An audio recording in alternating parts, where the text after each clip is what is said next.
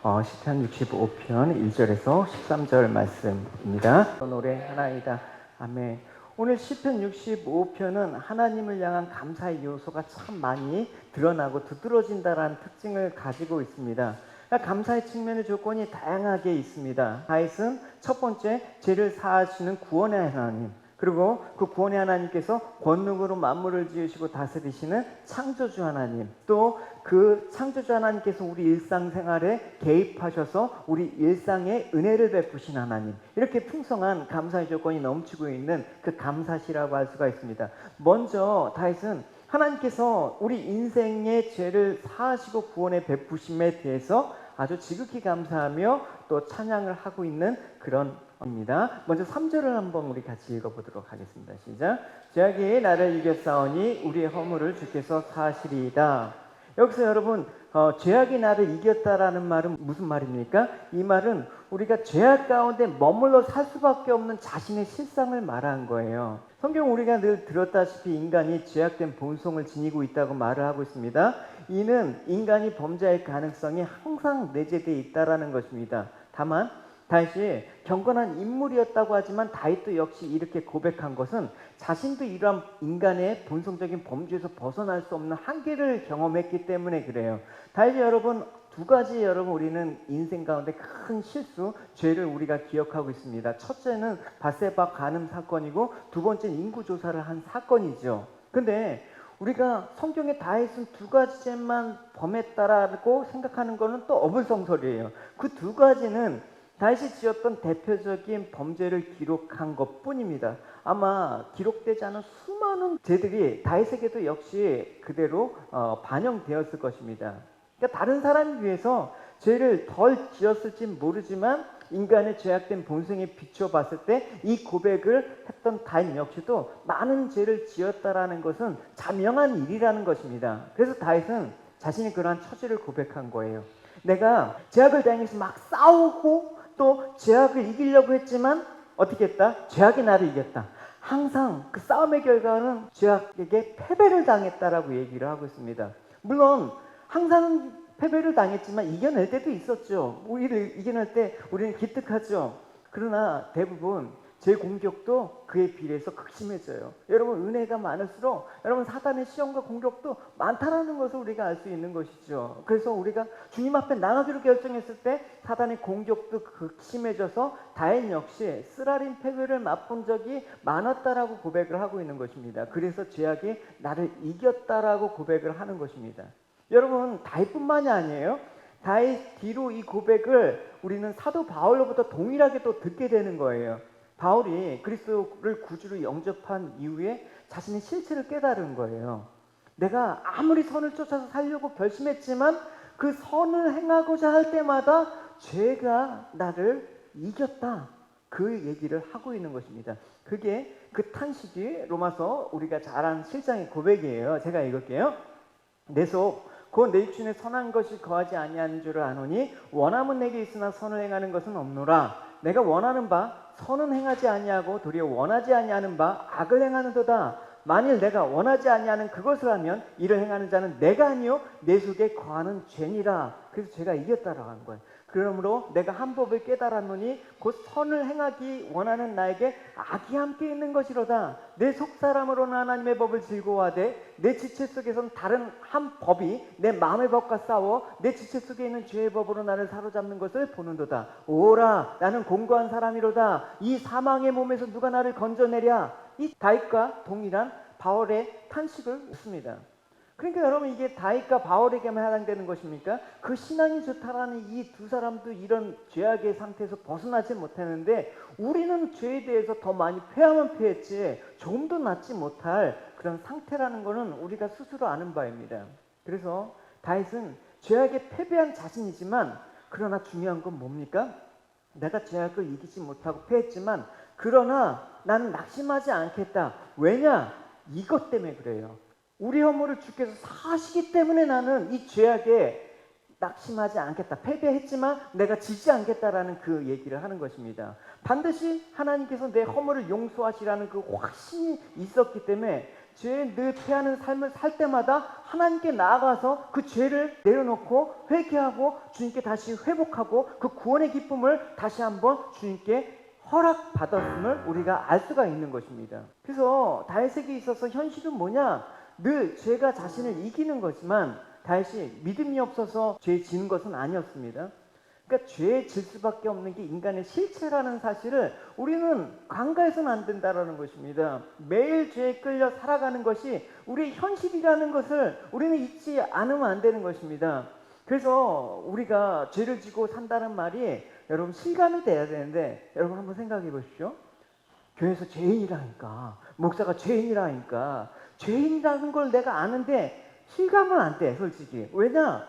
TV 같은 데 보면 뭐 조두순 같은 사람들이 있잖아요. 형제도가 부활돼야 돼 하면서 막 극심한 죄악을 저지른 사람에 비하면 나는 뭐 그렇게 나쁘게 살지 않았는데, 그러니까 매일 내가 나쁜 짓을 하지 않고 살아가기 때문에 우리가 죄인이란 말은 그냥 들어서 알고 있는 지식일 가능성이 있단 말이에요. 그렇지만 죄가, 여러분 방향을 살짝 바꿔보겠습니다. 죄라는 하마르티아는 어떤 겁니까? 그 관역이 잘못됐다라는 원문의 뜻이에요. 관역이 잘못됐다라는 것은 내 마음이 하나님께 향하지 않고 다른 데 향하고 있다라는 걸 죄라고 얘기하는 것입니다. 그럼 인간은 그 방향이 하나님께 아니라면 누구에게 향하겠습니까? 바로 나잖아요. 내가 우상이잖아요.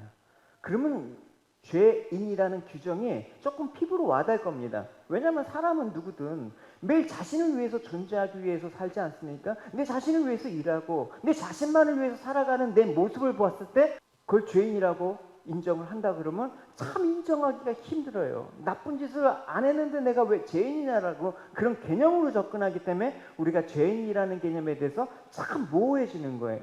그러니까 도덕과 윤리의 그런 어떤 테두리 범위에서 넘지 못하는 거예요. 죄악이 나를 이겼다라는 말은 궁극적으로 나는 언제나 하나님이 아니라 삶의 방향이 내 자신을 위해서 살았다. 이게 죄라고 하는 거예요, 성경에서는.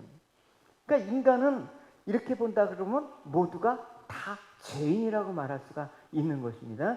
그래서 이 죄인된 우리에게 다윗은 고백을 합니다. 이 죄인된 나에게 주님께서 찾아와 오셔서 택하시고 가까이 오게 하사 주의 뜰에 살게 하신 사람이 되었다. 그래서 내가 복이 있다. 우리가 주의 집, 곧 주의 성전의 아름다움으로 만족하리라라고 말했습니다.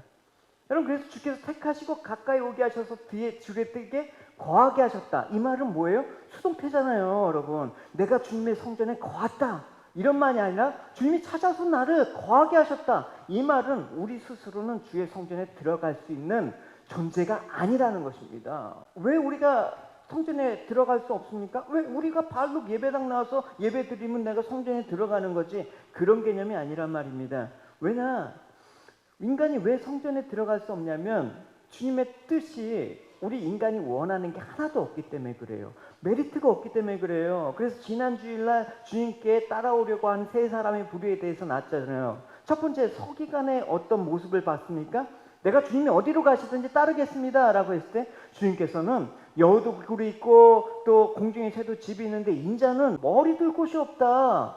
내가 이 땅에서 너희들 따라와봤자 성공도 보장 못해, 출세도 못해, 돈도 없어. 근데 따라올 거야? 그 상태에서 못 따라간단 말입니다. 그러니까 그런 사람이 주의 뜰에 내가 주님 거하겠습니다라고 한 게 불가능하다라는 것입니다. 성전에는 뭐가 있습니까? 제사가 있는 거예요. 구약의 제사에는 뭐가 있습니까? 피가 있습니다. 그러니까 피 제사를 드리면 뭐가 따라오는 거예요? 하나님의 용서가 따라오는 거예요. 그러니까 이 주의 뜰에 있는 게 뭐냐? 돈도 아니고 명예도 아니고 부도 아니고 뭐냐? 죄인이라는 고백과 거룩한 제물이 흘리는 피가 있다. 이것이 주의 뜰이다. 이것이 우리가 말하는 십자가. 그늘 안에 내 소망이 있네. 할렐루야. 내 생명이 있네. 십자가의 세계란 말입니다. 여러분, 그래서 우리가 인간의 본질상 우리가 주의 뜰을 스스로 찾아갈 만한 바람직한 곳이 못 된다라는 인식을 갖고 있습니다. 주님을 따르는데 내가 원하는 것들을 이루지 못한다. 그럴 때 누가 과연 따라오겠느냐? 아무도 따라올 자가 없다라고 얘기하는 것입니다. 그러니까 주의 뜰이 무엇이길래 그곳에 거하는 사람이 복이 있다라고 다윗은 지금 말하고 있습니까? 주의 뜰로 부름을 받은 성도, 그곳에서 경험하는 게 뭐예요? 죄인에게 주어진 새로운 길이 있단 말입니다. 그게 여러분 우리가 신약 성경에서 예수님께서 하나님 나라에 뭘 전하는 거예요? 복음을 증거하는 그 일들이 주의 뜻 안에 있다라는 거예요. 십자가 안에 들어가야지만 그 길이, 주님께서 연 길이 보인단 말입니다. 그 길은 제 거룩한 제물의 흘린 피로 말미암아 주님의 예수 그리스도의 보혈로 말미암아 죄가 용서되는, 그래서 그 뜰에서 경험할 수 있는 새로운 길이 열리기 때문에 그 뜰 안에 거하는 자가 복이 있다라는 것입니다. 그 뜰 안에 거하서 세상의 것이 얻어져서가 아니라 그 하나님이 용서의 그런 은혜가 있기 때문에 복이 있다라는 것입니다. 그래서 누구든지 주의 뜰에 거하는 사람이 되었다라는 것은 뭐냐? 하나님의 값없는 은혜로 구원을 받았다라는 거예요. 그래서 하나님이 택하시고 부르셔서 이 은혜를 베푸신 것이다. 이 은혜를 가치를 알 수 있는 사람은, 죄인이 하나님께 나갈 수 있는 길은 아무것도 없고 심판밖에 없다라고 아는 사람, 이들에게만 주의 뜰에 거하게 된 것이 복이라는 게 자각이 된다라는 것입니다. 그러니까 세상 가운데 여러분, 내가 죄인이라는 이 실존적인 의식이 모호하잖아요. 여러분, 내가 나쁜 짓도 하지 않았는데 다만 내가 예배드려서 그냥 주를 믿고 내가 믿음 생활하는 거, 이것만으로는 안 된다라는 거예요. 여러분, 더 깊이 들어가는 거예요. 내가 왜 주의 뜰에 들어가야 되느냐? 내가 들어갈 수 없고 나는 그러니까 심판받으니까 주님이 은혜로 나를 끌어주셔서 주의 뜰에 거하게 한 자, 그 사람만이 십자가의 세계 안에서 펼쳐진 구원의 복음을 기뻐할 수가 있는 것입니다. 그래서 다시 얘기한 것입니다. 내가 그 은혜, 그 십자가에서 새로운 길이 열렸으니까 우리가 주의 집, 그 성전의 아름다움으로 만족한다. 만족이란 말을 썼습니다. 여러분, 만족은 어디서 오는 겁니까? 여러분, 맛있는 음식 먹을 때도 만족스러워. 어떤 좋은 집을, 좋은 차를 살 때 만족해. 우린 무엇으로 만족을 얻습니까? 사람은 지향하는 공통적인 게 있는데, 그게 뭐냐면 누구나 만족한 삶을 살기 원하는 것입니다. 그걸 여러 가지 말로 행복한 삶 이렇게 말할 수도 있지만, 만족한 삶은 세상적인 것은 누릴 수가 없다라는 게 성경에서 말씀하신 바입니다. 어떤 사람은 돈이 많으면 만족한 삶을 살 수 있을 거라고 생각합니다. 돈이 많아서 내가 하고 싶은 것도 다 하고 먹고 싶은 것도 다 먹고 사고 싶은 거 다 사면 만족할 거라고 생각을 합니다. 그러나 여러분, 많은 재물이나 권력에 있어서 자기가 원하는 일을 할 수 있는 사람들에게 물어보십시오. 과연 당신의 삶은 만족을 느끼냐? 돈을 그렇게 쌓아놓으면 만족을 느끼냐? 열이면 열, 모두 만족스럽지 못하고 살아요. 실감이 안 나죠? 왜냐하면 여러분 돈이 그렇게 없기 때문에 그래요. 돈 진짜 많은 사람 만나봤어요? 저 만나봤어요, 여러분. 애들 껌값에 100만 원짜리 수표를 주고, 그런 사람은 돈이 행복하다고 얘기를 안 해요, 여러분.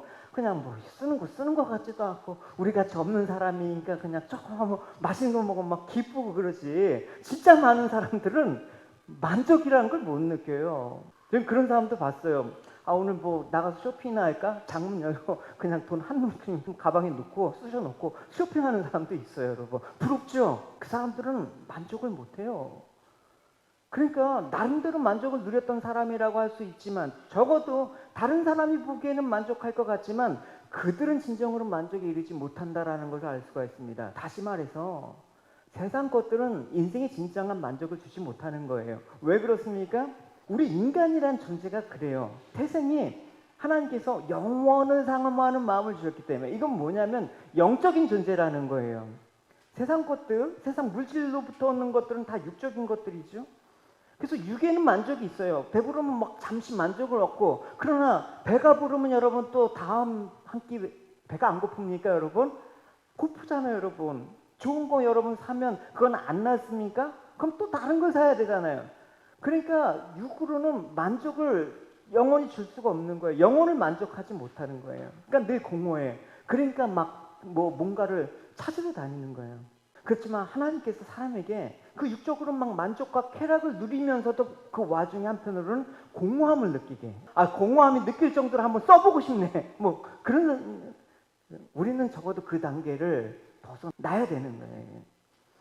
그래서 사람이 참된 만족을 느끼지 못하는 건데, 만족을 누리려면 무엇보다도 내 영혼의 만족을 누려야 되는 것입니다. 영혼이 만족을 누리게 되면 비록 육적으로는 조금 힘들어도 행복이라는 걸 느끼는 거예요. 영혼의 만족을 누리려면 어떻게 합니까?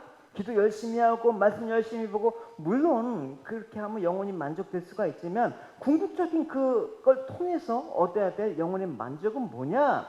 구원의 소망이 넘쳐 흐를 때만 가능한 거예요. 할렐루야. 그래서 고린도후서에 이렇게 얘기하고 있습니다.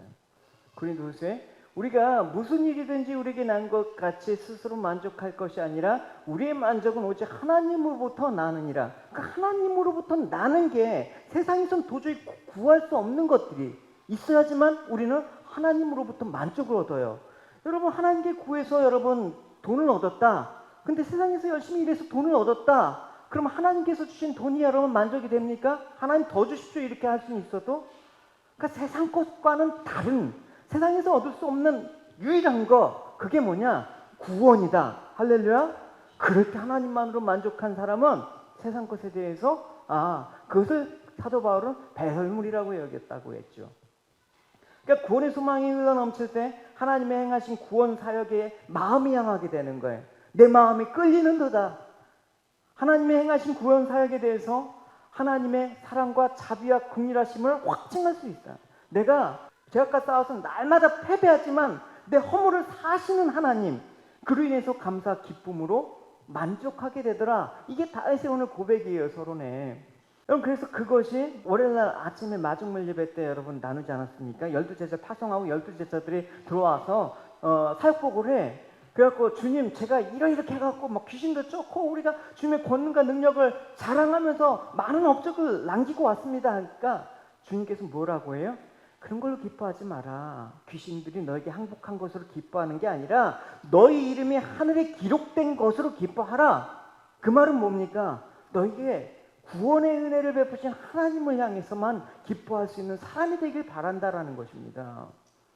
그래서 우리에게 필요한 것은 뭐냐? 내 속에 구원의 소망이 넘쳐오르는 겁니다. 할렐루야. 그 만족함으로 세상을 바라볼 때 세상이 다르게 보여요, 여러분. 세상이 다르게 보인단 말입니다. 보십시오. 5절과 다시 보는 세상의 모습이 이제 이 구원의 기쁨을 통해서 5절과 6절 7절 같이 보시도록 하겠습니다. 시작. 우리 구원의 하나님이시여 땅의 모든 끝과 먼 바다에 있는 자가 의지할 주께서 의를 따라 어미하신 일로 우리에게 응답하시리이다. 주는 주의 힘으로 산을 세우시고 권능으로 띠를 띠시며 바다의 설렘과 물결의 흔들림과 만민의 소요까지 진정하시나이다. 구원에 소망이 넘치는 그 다윗에게 있어서 세상을 보니까 이 세상이 그냥 유지되고 보존되는 게 아니다. 여러분, 세상은 자기 힘으로 스스로 보존하는 것처럼 여기잖아요. 내 삶은 내가 노력해서 이뤄낸 결과물이라고 여러분 우리는 보통 생각을 하잖아요. 오해입니다. 이 세상이 철저히 만물의 주인이신 하나님께서 권능으로 붙잡기 때문에 보존하고 유지된다. 여러분, 여기 산 있잖아요. 산은 항상 그 자리에 있을 거라고 생각해요. 산이 없어질 거라고 생각하는 사람이 누가 있겠습니까? 그래서 산은 견고함이나 어떤 안정성의 상징이라고 성경에서는 얘기하고 있습니다. 그러니까 그 산은 하나님께서 세우셨기 때문에, 하나님께서 붙잡기 때문에 그 산은 그 자리에 있는 거예요. 여러분, 아무리 견고한 산이라도 대규모 화산 폭발이 일어나면 산이 없어지는 거 여러분 보시지 않습니까? 산이 무너지는 거예요. 그러니까 산은 산으로 존재한다라는 것은 창조자 하나님이 그 권능으로 세우시기 때문에 그래요. 뭐 산은 산이고 물은 물이에요. 다 하나님 거지. 바다가 육지를 침범하지 않는 것도 같은 이유란 말입니다. 하나님 태초에 육지를 덮고 있는 물을 한 곳으로 몰아서 육지와 바다를 나누셨습니다. 그래서 바다가 육지를 덮는 일은 없습니다. 뭐 쓰나미 같은 그런 재앙이 있긴 하지만 어쨌든 태초부터 하나님께서 정해진 그 경계를 넘지 않았습니다. 그것도 뭐 자연의 법칙이라고요? 그 법칙은 누가 만든 거래요? 여러분, 우리가 생각하는 세상은 안전한 것처럼 보입니다. 이러니까. 그러나 대단히 불안정한 것입니다. 우리가 살아가는 지금 여러분 이 땅 속에 뭐가 있습니까? 땅 속에 마그마, 용암이 흐르고 있습니다. 왜냐하면 여러분 지구과학 시간에 배우지 않았는데 지구에 뭐가 있다고? 핵이라고 배웠잖아요. 그 핵이 뭐예요, 여러분? 그 뜨거운 마그마가 흐르는 이 지하, 여러분 그게 여러분 땅에서 솟아난다고 생각을 해봐요, 여러분. 이런 지금 그 뜨거운 것들이 있는데도 우리는 그냥 이 땅이 안전한 것처럼 생각을 해요. 여러분, 그리고 또 만민이 소유한다고 얘기하지 않았습니까? 이 만민이 소유한다라는 것은 막 자연이 요동치고 인간이 요동치듯이 인간이 막 떠들썩하게 대립하고 싸우는 것을 말해요. 세상에 여러분 수많은 전쟁이 발발하고 있지 않습니까? 여러분 그래서 오늘날에도 강대국으로 불리는 나라들이 지고 있는 게 뭐예요? 핵무기야, 뭐 생화학무기 이런 걸로 위협을 하고 있지 않습니까? 그래서 그 생화학무기나 핵무기를 터뜨려 보십시오. 지구의 멸망은 시간 문제입니다. 트럼프 대통령이 자기가 퇴임하면서 갖고 간 게 뭐예요? 핵가방이에요. 미국 대통령이 갖고 간 그 핵가방. 그 버튼을 누르면 세계가 멸망하는 거예요. 근데 그런 일이 왜 일어나지 않습니까? 내가 내가 지금 대통령도 물러난 판에, 열받아. 그냥 다 같이 죽자 하면서 가방 열고 버튼 누르면 끝나는 거예요. 왜? 하나님이 진정시키기 때문에. 왜 사람들이 그냥 이렇게 악하다고 해도 별다른 일이 일어나지 않습니까? 우리를 진정시키기 때문에. 하나님께서 붙잡고 계기 때문에. 여러분 생각해 보십시오. 하나님께서 우리의 마음들 붙잡으면 하루에도 살인을 수십 번 하는 게 우리예요.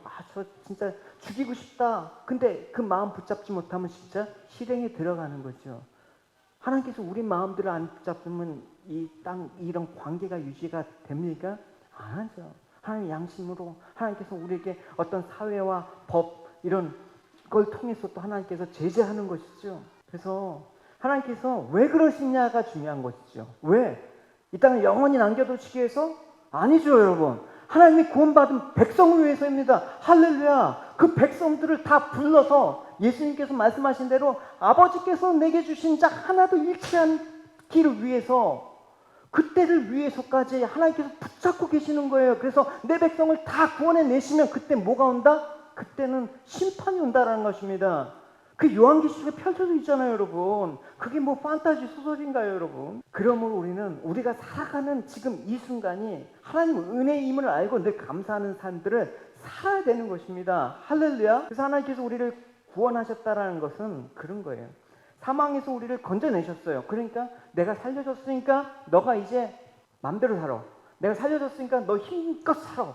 이렇게 안 하셨어요. 하나님께서 홍해를 가르시고 이스라엘 백성을 출애굽한 후에 너희들이 40년 동안 알아서 가.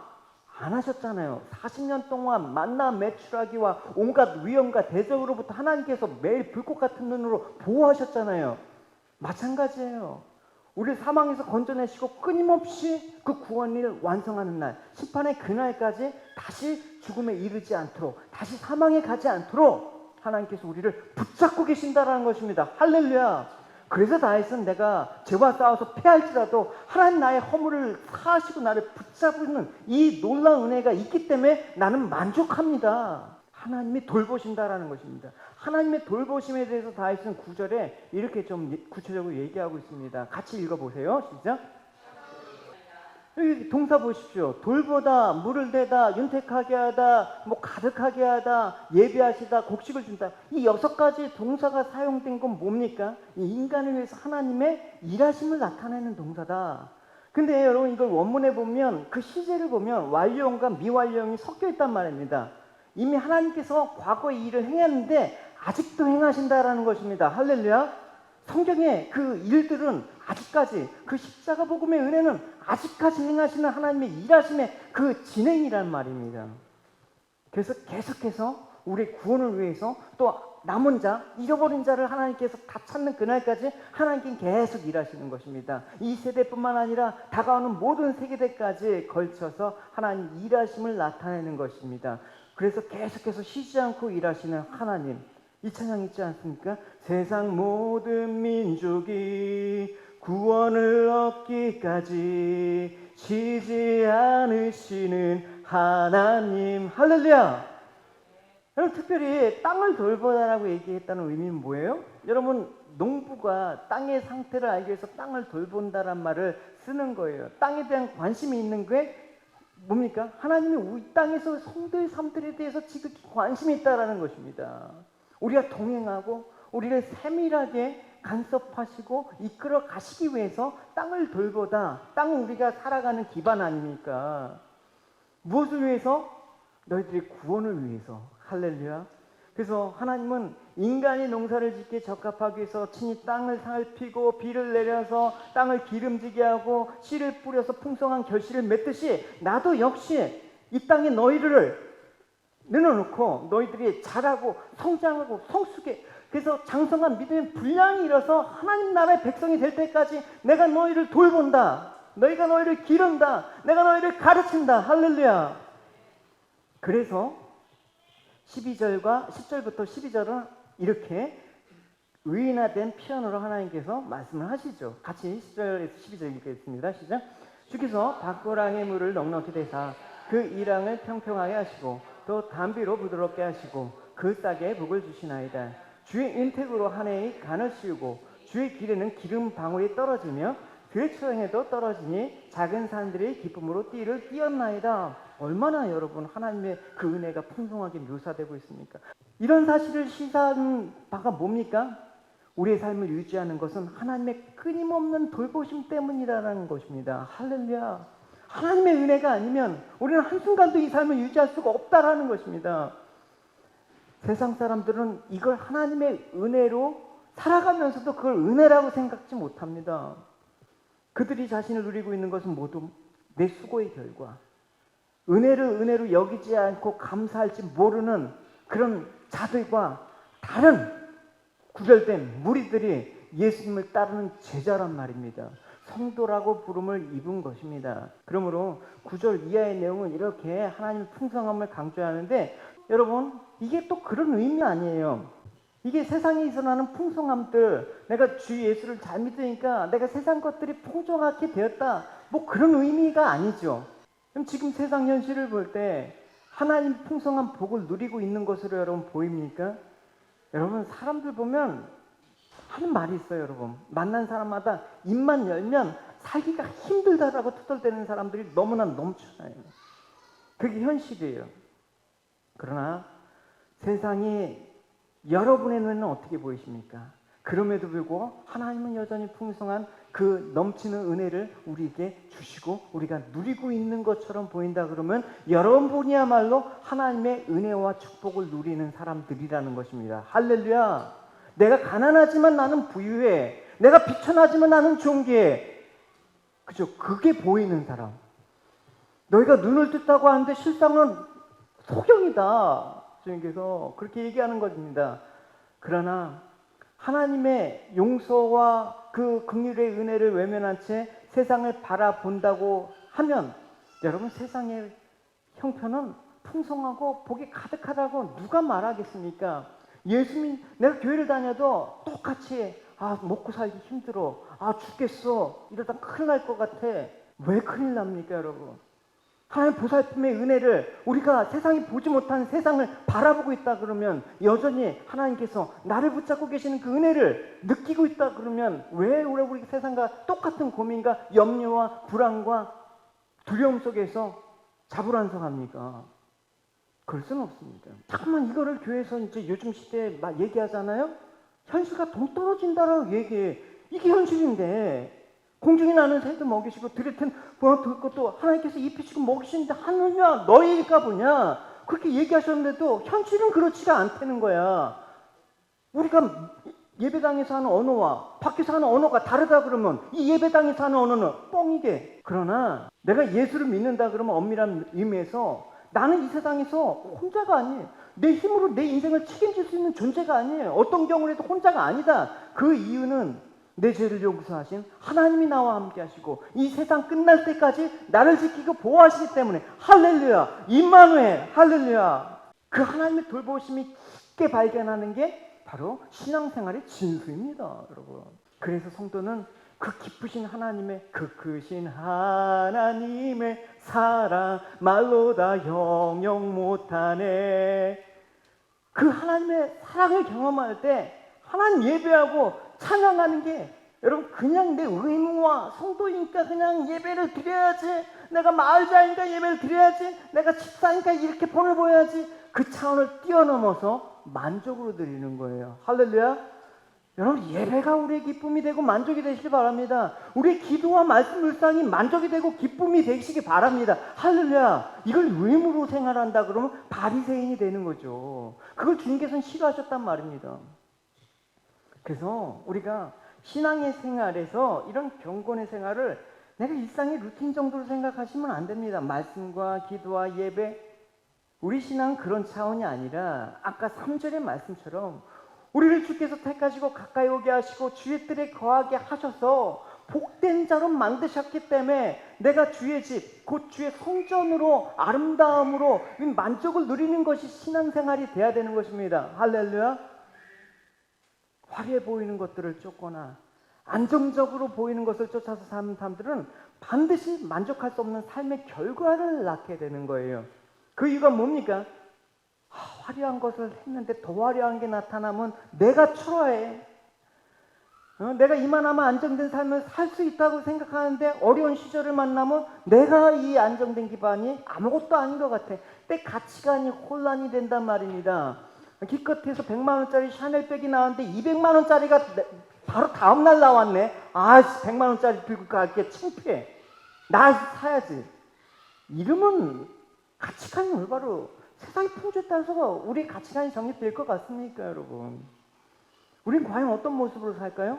여러분의 자녀가 12학년 내내 그런 분은 없겠지만 주일 예배 안 나오고 학원 열심히 나와서 대학 들어가면 모두가 축복을 하고, 근데 예배 열심히 드리다가 주일 성수 다 하고 예배 열심히 드리다가 대학 떨어지면 죄 지은 죄인처럼 부끄러워하지는 않습니까, 여러분? 한국에 고3 얘기하는 거예요, 여러분. 제가 그 대치동 그쪽 살았잖아요, 여러분. 고3만 되면 그 강남의 8학군 애들 안 나오는 게 불문율이니까 간혹 그런 예도 있겠지만 대부분 야, 너는 공부나 해. 신앙 내가 교회 가서 기도 빡세게 할게. 제 대치동 가봐요, 여러분. 그냥 주일 밤낮 아침 주말이 어디 있어요, 여러분. 다 그런 애들을 교회로 보내고 다 그분들이 교회 직분자예요, 여러분. 그러면서 대학에 다 물론 열심히 했으니까 좋은 대학 붙을 수 있죠. 붙게 되면 뭡니까? 하나님의 축복입니다. 이게 엉터리 아닙니까, 여러분? 내 자녀 주일날에도 열심히 고3 때도 나왔는데 떨어졌어. 아유, 그러니까 예배만 드리더니 그게 꼬리 끄지. 아유. 신앙 없이 좋은 대학 가고 신앙 없이 좋은 직장 갖고 승승장구하면 앞으로 신앙을 가질 확률이 높아집니까? 그렇지 않다라는 거. 다 알아도 교회 안에서 이런 자녀를 둔 부모에게 하나님 축복을 받았다라고 얘기하는 이 아이러니한, 이 얼마나 우스운 얘기입니까, 여러분? 주일 열심히 하다가 뭐 세상에서 좀 뒤처지면 어때? 그거 갖고 여러분 자랑스러워 하셔야 되죠, 여러분. 세상의 시선에는 행복에 대한 갈망이 있지만 그 이루지 못한 꿈이 만족이에요. 그러니까 늘 세상에 만족이 없으니까 그 만족을 향해서 늘 목말라서 가는 거예요. 아무리 많이 가져도 아무리 많은 것을 누려도 결코 만족이 없는 게 세상이다.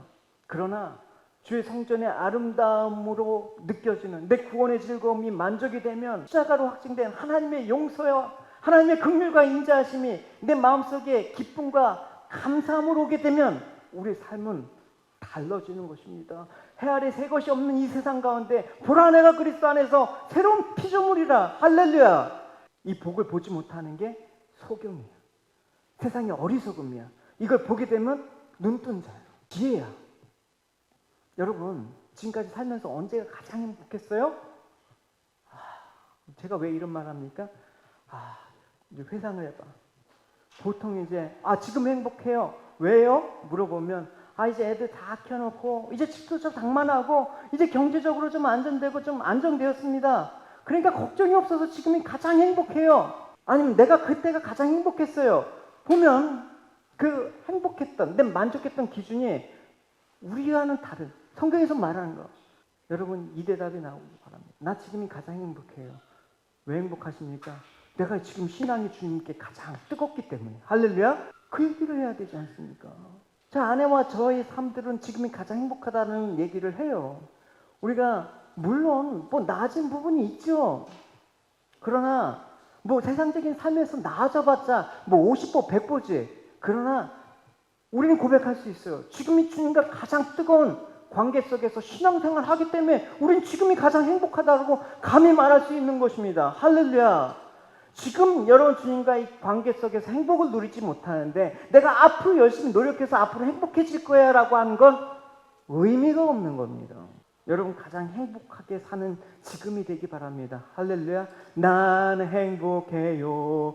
죄사함 받았으니 이 세상 그 무엇도. 하나님의 용서의 은혜가, 하나님의 성전에 거하는 십자가 그늘 안에서 주의 뜰, 주의 집에 성전의 아름다움으로 만족하는 인생을 살고 있다는 그 믿음이 여러분에게 있기를 바랍니다. 할렐루야.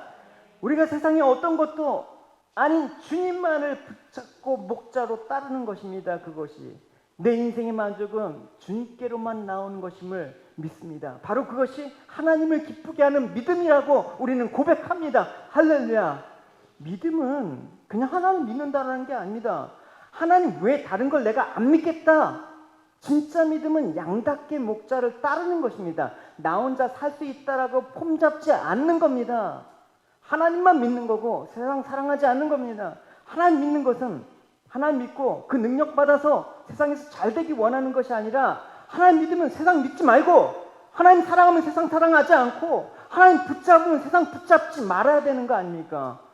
그게 믿음이죠. 오늘 다윗의 고백이 바로 그런 건데요.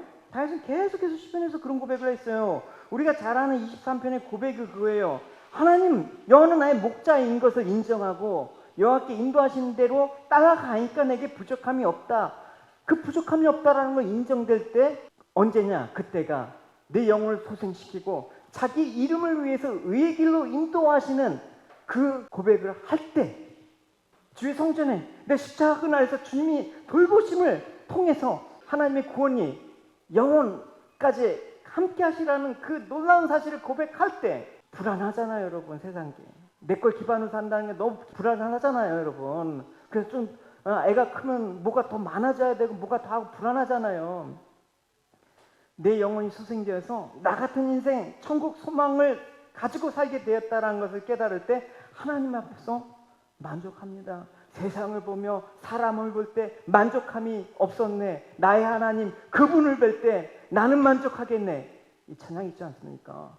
오늘도 하나님이 살아계셔서 내 삶을 인도하고 계시고 그분이 나의 목자이시니 내게 부족함이 없다라는 이 고백이 여러분 가운데 있길 바랍니다. 할렐루야. 바로 그 고백이 마지막 13절의 고백이죠. 같이 읽어보겠습니다.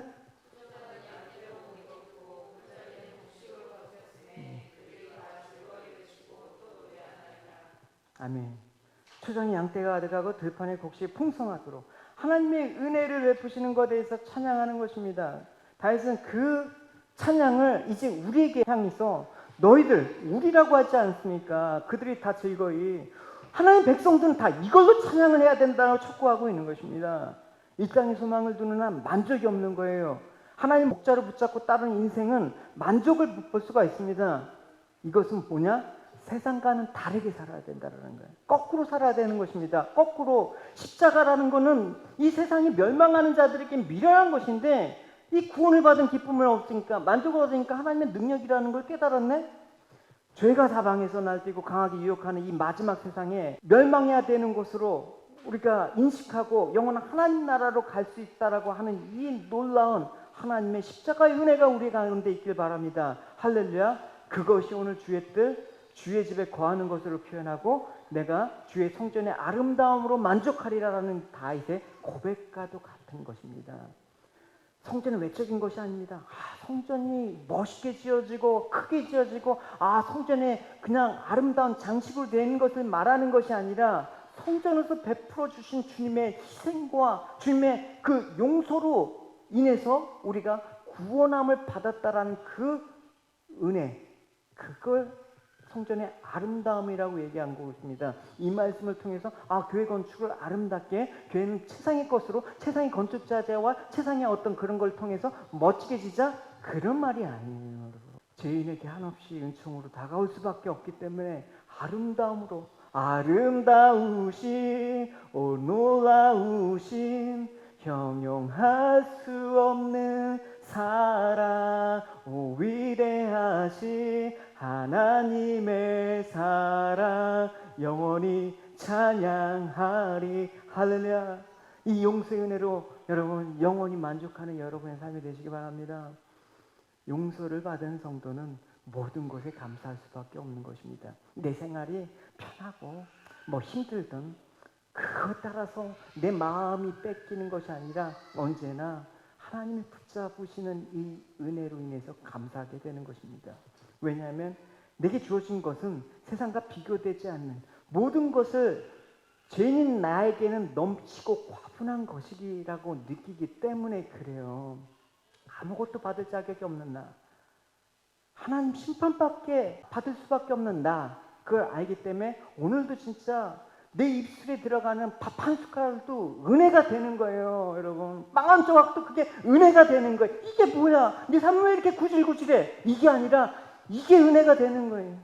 이게 진심으로 죄인의 자리에서 하나님을 만난 성도의 그 마음이라고, 그게 새롭게 우리에게 창조된 하나님의 마음이라는 것입니다. 이 마음으로, 그리고 여러분, 십자가 은혜가 여러분 삶들을 다시 한번 세워지는 그 일이 있기를 바랍니다. 할렐루야.